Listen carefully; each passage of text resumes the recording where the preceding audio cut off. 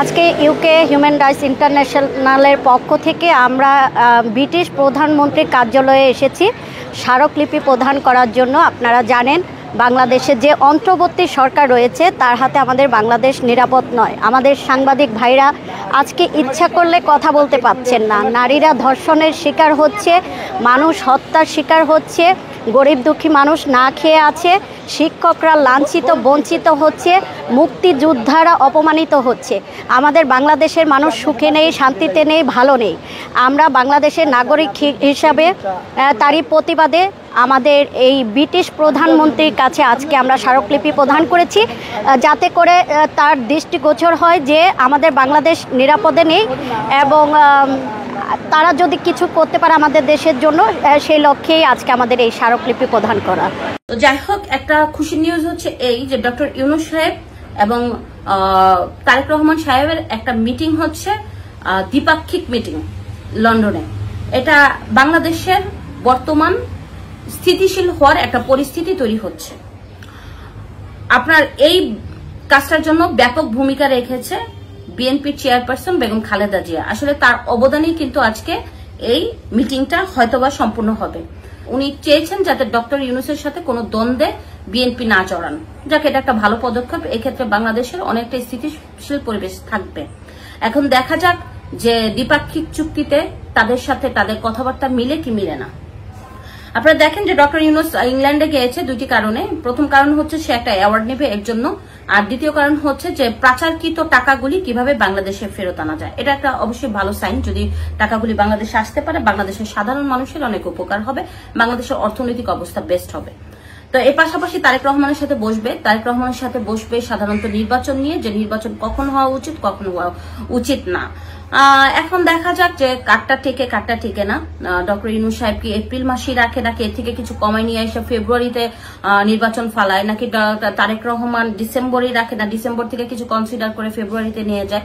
দেখা যাক দুইজনের পক্ষ থেকে কেউ কিছু আগায় নেয় কিনা বা কিছু পিছায় নেয় কিনা, এটা তাদের আসলে ইন্টারনালি ব্যাপার। দেখা যাক কি হয়। তবে যদি স্থিতিশীল পরিবেশ হয় তাহলে বাংলাদেশের পরিস্থিতির জন্য ভালো, কারণ এই মুহূর্তে দরকার একটা ঐক্য। আপনার বিএনপি, জামাত কিংবা এনসিপি বিভিন্ন সব দল, মানে দল মত নির্বিশেষে একটা ঐক্য দরকার বাংলাদেশে সর্বসাফল্যে। ঐক্যটা বিশেষ প্রয়োজন এর জন্য যে বাংলাদেশের অস্থিতিশীল থাকলে বাংলাদেশের ভুক্তভোগী হবে সাধারণ মানুষ। সাধারণ মানুষের অর্থনৈতিক ইনকাম করার ক্ষমতা কমে যাবে, বেকারত্ব বেড়ে যাবে, কর্মসংস্থান কমে যাবে, ব্যবসায়িক প্রতিষ্ঠানগুলি বন্ধ হয়ে যাবে এবং এক্ষেত্রে বাংলাদেশের অস্থিতিশীল পরিবেশ তৈরি হলে আসলে একটা খারাপই দিক হবে। তাই আমরা সবসময় চাই যে বাংলাদেশে একটা স্থিতিশীল পরিবেশ তৈরি হোক, যাতে বাংলাদেশের মধ্যে একটা অর্থনৈতিক অবস্থা বেস্ট হয়, ঠিক সুন্দরভাবে তৈরি হয়, স্বনির্ভর বাংলাদেশের জন্য সব নেতারা ঐক্যিত হবে। এটাই হচ্ছে প্রধান। দেখা যাক শেষ পর্যন্ত কি হয়। এটা যদি হয় তাহলে তো ভালোই, তাহলে একটা ভালো পরিস্থিতি আবার তৈরি হবে। না হলে দেখেন যেভাবে শুরু হয়েছে মব জাস্টিস, মগের মূল্যক, এরপরে জায়গায় জায়গায় আওয়ামী লীগের ট্যাগ দোসর দিয়ে বাড়িঘর ভাঙা, এরপরে আপনার যারা বিভিন্ন জায়গায় যাচ্ছে, যারা পর্যটক জোনদের যারা যাচ্ছে পর্যটক জোনগুলিতে মানে ইসলামের লেবাস দিয়ে তাদেরকে ওইখানে নিষিদ্ধ করা, এই ধরনের কাজ যদি হতে থাকে তাহলে বাংলাদেশের পরিস্থিতি সামনে আরো খারাপ হবে। এই খারাপ হওয়ার দিকে ঠিক হচ্ছে সব দল মত নির্বিশেষে সবাই যদি ঐক্যবদ্ধ হয়ে দেশটাকে একটা স্বনির্ভরশীল করা যায়, দেশটাকে একটা স্থিতিশীল পরিবেশ তৈরি করা যায়, তাহলে ভালো হবে।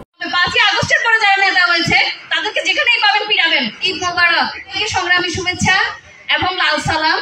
যারা 5ই আগস্টের আগে রাজপথে থেকেছেন এবং কি রাজপথ কাঁপিয়েছেন, নিজের জীবনের মায়া করেন নাই, তাদের জন্য আমার শুভেচ্ছা, একদম রক্তিম শুভেচ্ছা। এবং তাদের জন্য সামনে আপনারা যেখানেই আমাকে ডাকবেন আপনাদের পাশে পাবেন।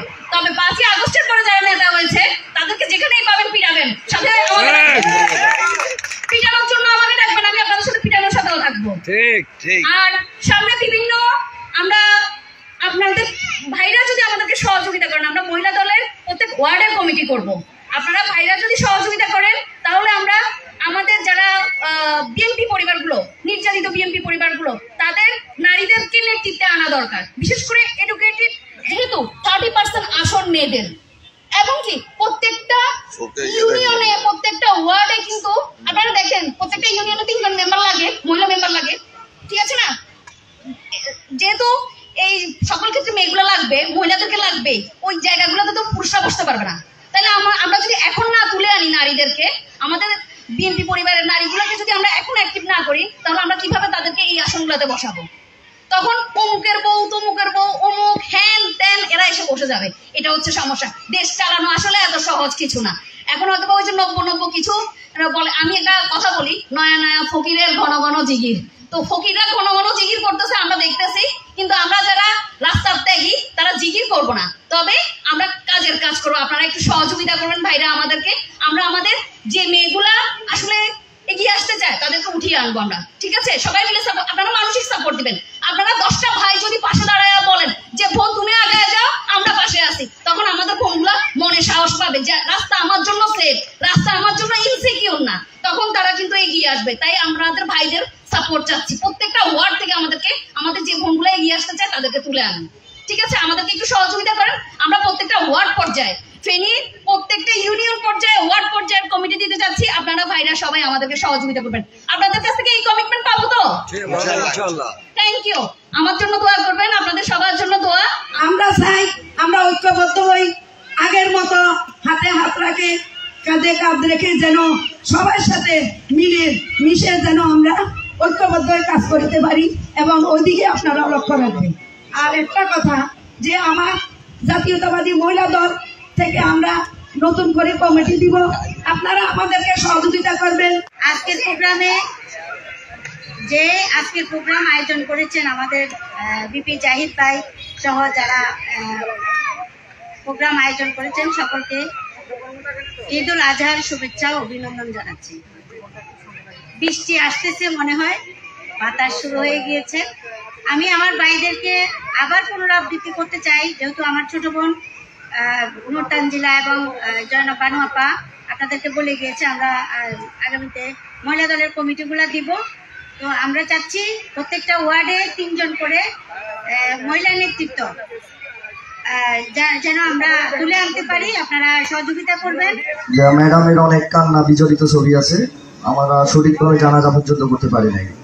আজকে সেই দেশে, মুক্ত দেশে 5ই আগস্টের পর আমরা আজকে আরাফাত রহমান কোকো সিটি সংসদ ফেনী জেলা সর্বদা সবসময় এই স্টেডিয়ামে অনেক টুর্নামেন্ট করেছেন।